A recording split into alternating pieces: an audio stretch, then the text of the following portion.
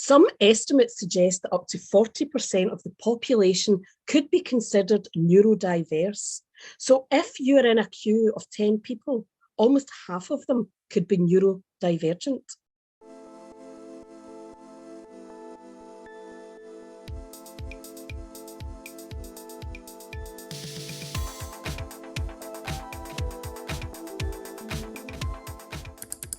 Okay, what is meant when a person is described as neurodiverse?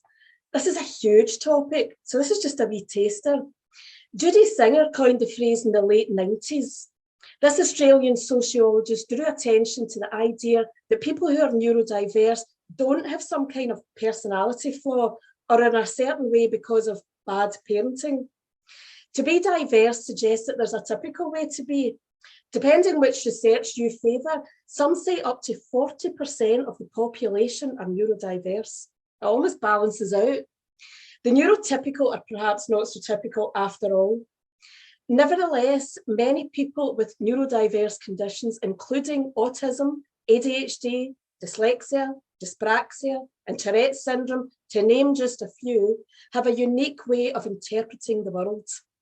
It is our duty as professional people to have at least a basic understanding of what these conditions are and what unique challenges they present to our colleagues and the people who depend on us.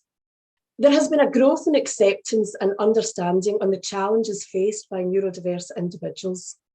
In modern society, people with neurodiversity are encouraged to fulfil and utilise their talents and potential by accessing further education and bringing their unique talents to the workplace, as it should be.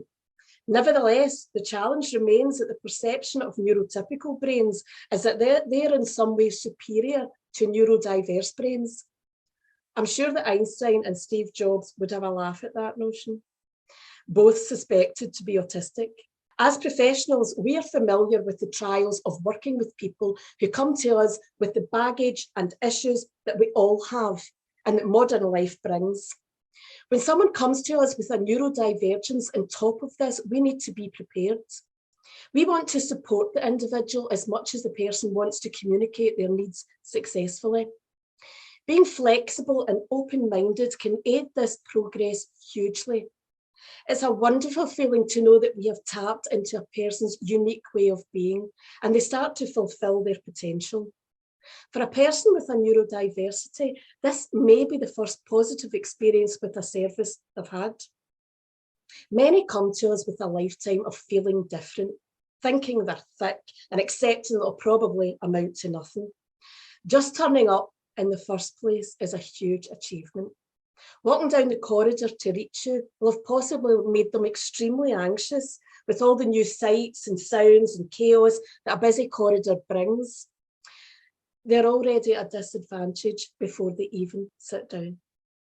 So what can we do to support our neurodiverse friends through the challenges that life brings? I can suggest here just 5 things you could do to make a significant difference to your client or colleague's life and your own. 1, stand in your room and shut your eyes. Is there a dripping tap? A blind hitting off the window slightly? Any wee noises that have the potential to distract? These can have a great negative effect on the person. Now open your eyes. Is there anything in the room that could be visually distracting? A chaotic layout, bright colours, a fading light bulb? Change what you are able to. 2, many neurodivergent people have specific issues around executive functioning.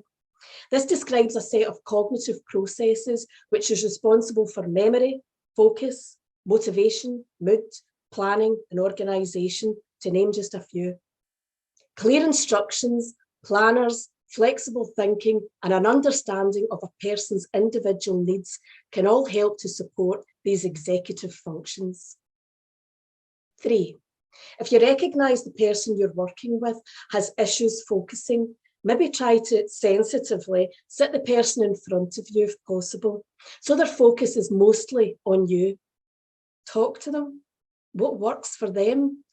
I had a student who felt that looking out the window, looking like she wasn't concentrating, was useful for her. People with ADHD are often great multitaskers. Can they draw pictures, listen to music while they listen to you? As I said, this takes being flexible in your approach. If it gets results, does it really matter? 4. A 10-second rule can work wonders for an autistic person. Autistic people are often monoprocessors. This means that they can only process one piece of information at a time. If you ask a question and don't get an answer, then ask it in a different way, they'll go back to the start of the question to try and interpret that. So for example, John, did you read a book last night? No response. John, what did you do last night? John will have to disregard the first question to try to interpret the latest one. So ask a question, do not interrupt, and you might have a greater chance of getting an answer. Remember, the person you're working with is their own expert. Listen to them and use your own unique skills to make a difference.